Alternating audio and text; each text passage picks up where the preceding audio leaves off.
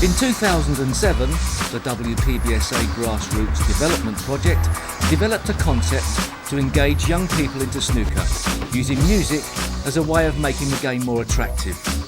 The uptake was encouraging and led to the opportunity to teach English and maths to disadvantaged and disengaged young people within local communities.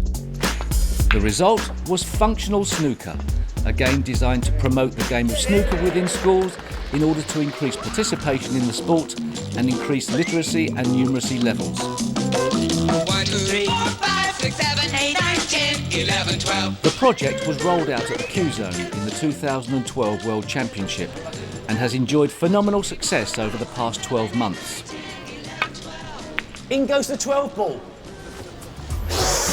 In goes the 12 ball. The Q Zone experience has now been taken into schools, and the work done by Chris Lovell and his team was recognised by OFSTED as good practice in teaching English and maths through sport, and received a Grade 1 outstanding rating. Well, it's been a remarkable 12 months for everybody. We took functional skills into the youth service with the young people service. We've taken it into school, we've taken it into North Lancs training group and really developed it to the point where we've got 1,200 young people 16 to 19 every year learning English and maths by snooker and functional snooker. In July, Her Majesty's Inspectorate, OFSTED, came and did a complete inspection across the whole company, and within foundation learning they deemed that the use of sport to support English and maths was outstanding. Accrington Academy and North Lancs Training Group became the first to participate in the WPBSA Community World Snooker Coaching Project. Over a 10-week course, participants receive Level 1 community scholarships to enable them to train as coaches. This will ultimately give the Q Zone a team of junior leaders, which enables pupils to earn a qualification through the BTEC Sport Unit Coaching. We're on a 2-day course where we taught children to read, how to play the game, we did one-to-one coaching, set up our own tournament and invite the children in school to come down and play the tournament.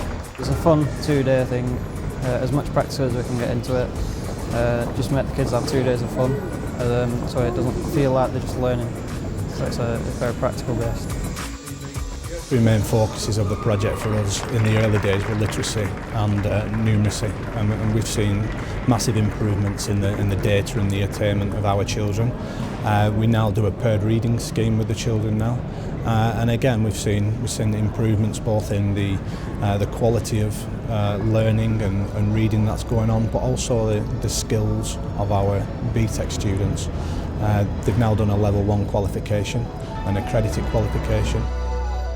So BTEC is it's a signature vocational qualification in schools and colleges basically. So for kids who are at GCSE age, they will study GCSEs, but also they have the option to study BTECs, which is a vocational qualification and work related. And as they get older, there's a BTEC equivalent to A-level. So for those who do BTECs, they will be more employable. So if they want to leave school moving straight into employment, it gives them a real edge. So it's a route through to a profession really in sport. While the 2013 World Championship graced the Crucible Theatre, Q Zone into Schools visited Sheffield Park Academy to introduce the initiative to local school children.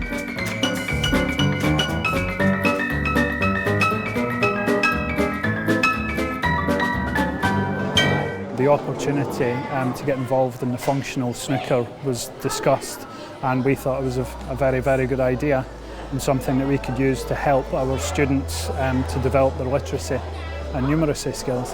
Well, looking at the kids today, they've had so much fun, they're enjoying it, because I don't think they were that interested in snooker because it's not something that appeals to kids. But since it's got an element of fun to it, because it's functional snooker and they've all got different numbers on and stuff, I think it's attracted them quite a lot. I don't think they realise that they are actually learning stuff and they are actually adding it up, because they're too busy like, oh, I got that score, and they don't think about like adding it up. A key objective of the Q Zone into Schools project is to increase school children's participation in snooker by 10,000 over the next 12 months. As well as being an important educational tool, it is hoped the project will encourage a new generation to take up the game in large numbers by putting an emphasis on having fun.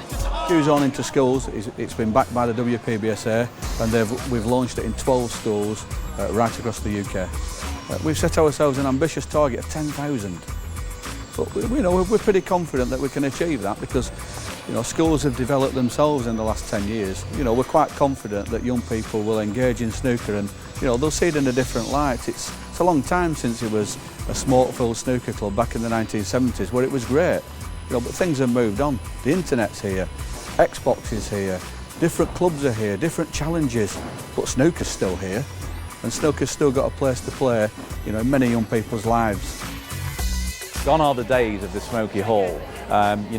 We know now that we now need to take our sport to the youth of today, and to engage here at the Sheffield Park Academy has given us that opportunity really to get young people on a snooker table having fun, but not only just young people having fun, they are actually learning as well at the same time. I mean, if we look at the way that you ask any snooker player, his mental arithmetic is terrific, and it's one thing that we can engage here is certainly in arithmetic.